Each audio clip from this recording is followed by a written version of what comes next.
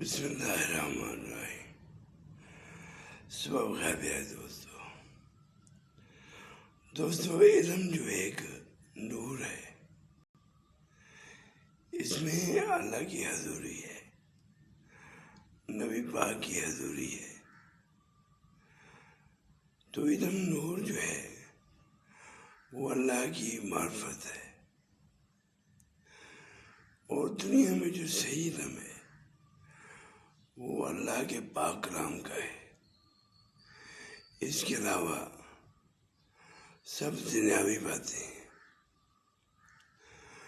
کوئی علم بھی قرآن سے باہر نہیں ہے،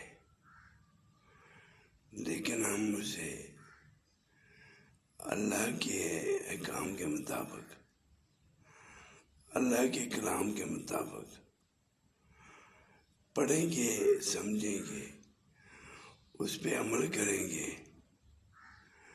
تو وہ ہمارے لیے دنیا میں آخرت میں نیک اعمال کا باعث ہوگا۔ ہماری دنیا بھی سنور جائے گی اور ہماری آخرت بھی سنور جائے گی۔